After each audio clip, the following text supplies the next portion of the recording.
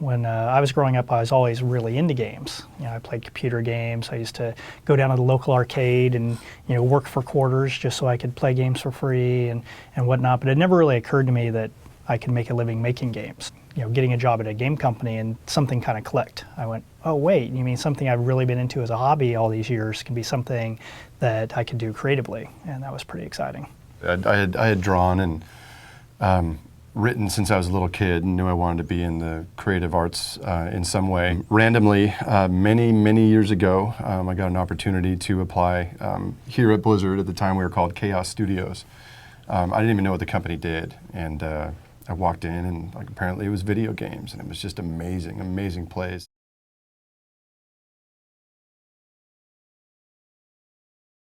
In the early days, I know Alan Adham, Mike Morhaime, a lot of the old guard were playing a lot of Dune 2, and they were just fascinated by that design convention and the I don't know if you call it real-time strategy, but the strategy-based games back in the day had really turned them on, and they got really excited about developing a turn-based system and really pushing it forward, and with everything they had learned from doing the console games up until that point. And Warcraft really started coming together. It was about the first year I was at the studio, and really kind of activated on Warcraft as Warcraft 2 got underway, right as the internet's really kind of getting its feet under it, and we're playing LAN games, and it was just a really explosive time for that genre. In the age of chaos, two factions battled for dominance. Welcome to the world of Warcraft. The gameplay, if you will, definitely came first. There was a game system to develop. This kind of turn-based, hyper-dynamic chess type system, and the guys knew that they wanted to do like a medieval fantasy universe. I'm matey.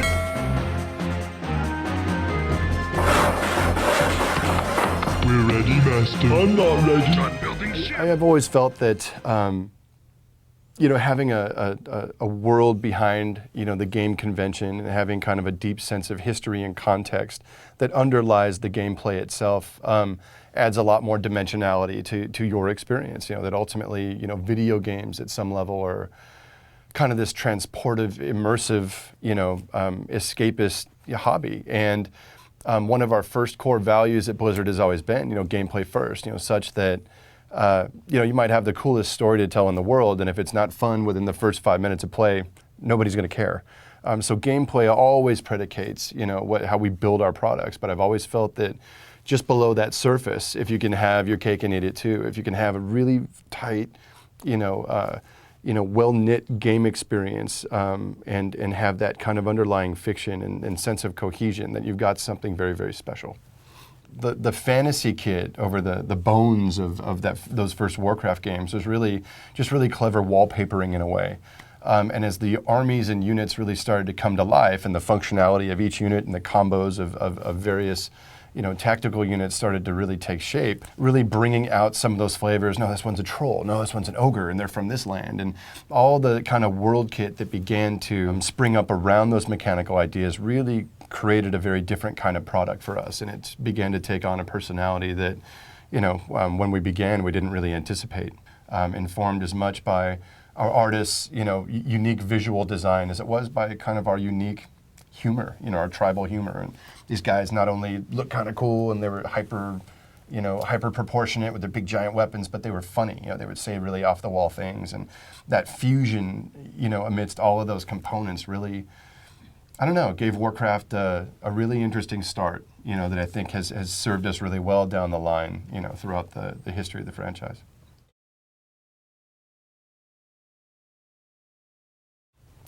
I started a few years after Chris. I started in 1997, and it was during StarCraft development. So I'd been at a couple other game companies previous to Blizzard, and when I was back at Interplay Productions, which is where I first started, was when I first started playing the Warcraft games, both Orcs and Humans and Warcraft 2. And I kind of got a reputation around the studio for being really good at both those games, and ended up being really great getting to come to Blizzard and working on StarCraft, because I was really passionate about real-time strategy games and felt like I had a lot of ideas and things that could be used to make them better.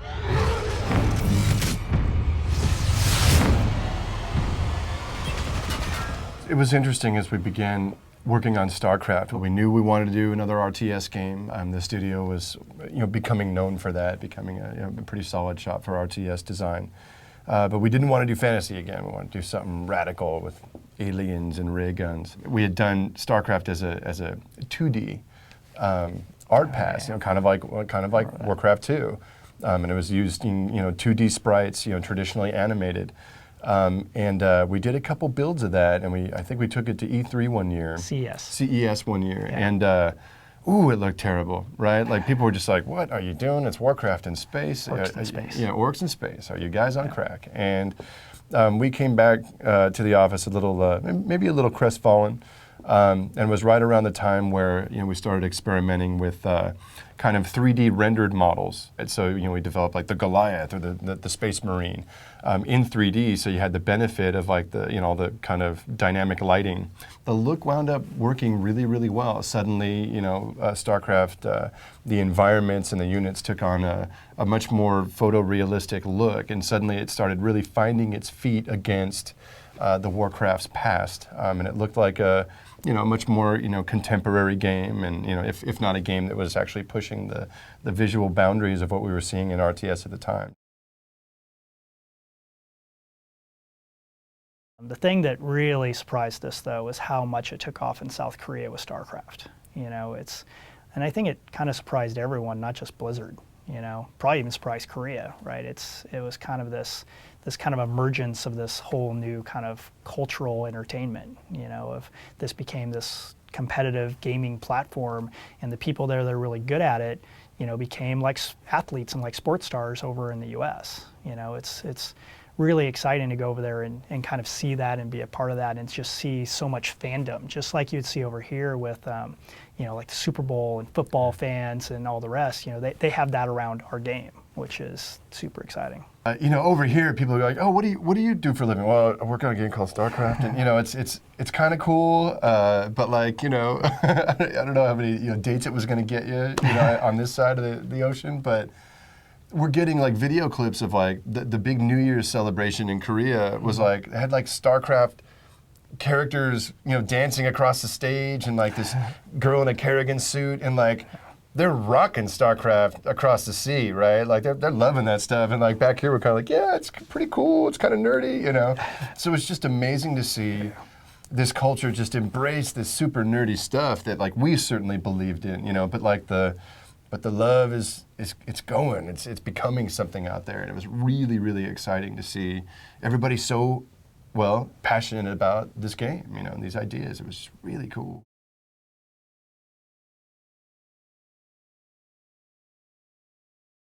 A lot of us during StarCraft have been playing Ultima Online.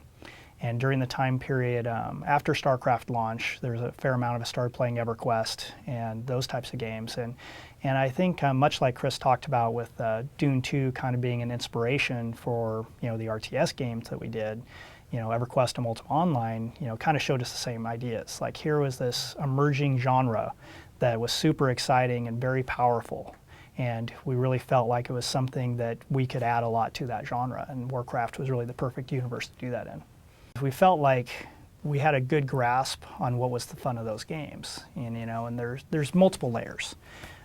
One of the things that I think is really exciting, especially if you look at something like EverQuest, is that feeling of teamwork when you're doing cooperative gameplay, and you have those moments where you're accomplishing big challenges together. That was, I think, a really exciting part of MMOs. But the problem was, in those games, you'd have to go through so far into the game, and you'd have to really master that game and put up with a lot of kind of punishing gameplay systems to find that fun. And we really felt like, okay, well, how do we get people to that fun? Because we really felt like if we could get people to that moment, it would be really sticky and really powerful for people.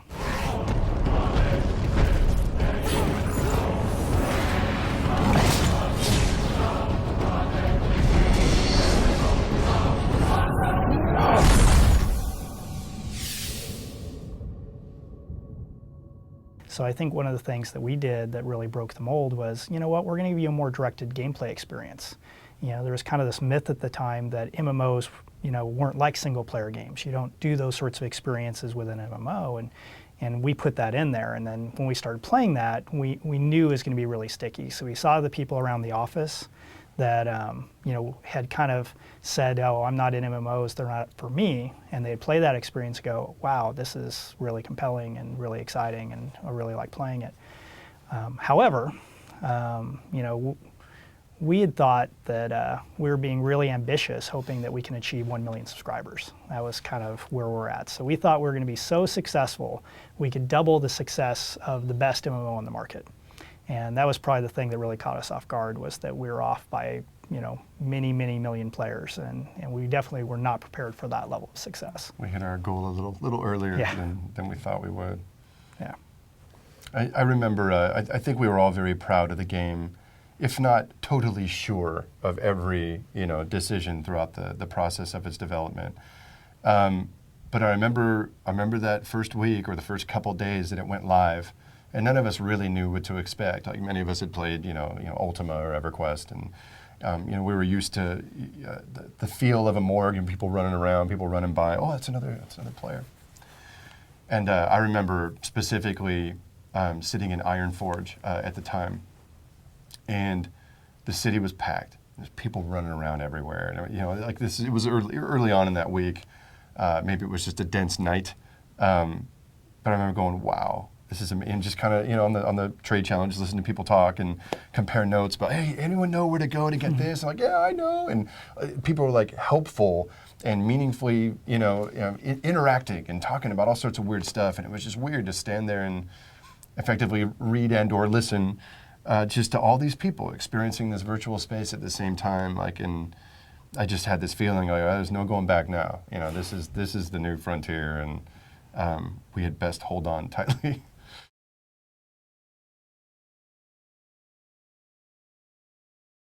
Diablo is very different than how we do stuff in like World of Warcraft. Diablo is what we call very procedural content. So it has randomized items, it has randomized monsters, even has randomized dungeons. And this is all towards the effort of making the game very, very replayable. What you give up is that strong sense of a directed game experience that you might have in like the Warcraft or StarCraft series. But in return, you get a lot more kind of infinite replayability. Really, when you look at the Diablo franchise, a lot of what's fun about that is you can replay the same levels or the same acts over and over, especially with buddies, and it's always different. It's always new.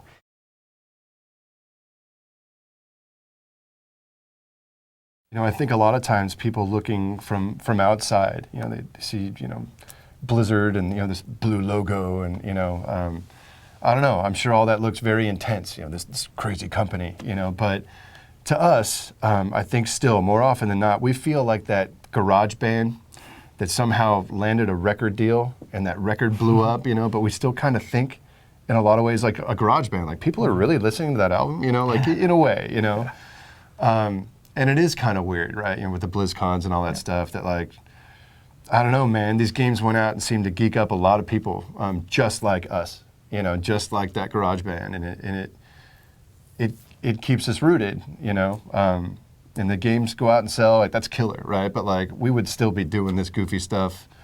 I'd be working at a bank, you could be working, well, you'd be an executive somewhere. But you know what I mean?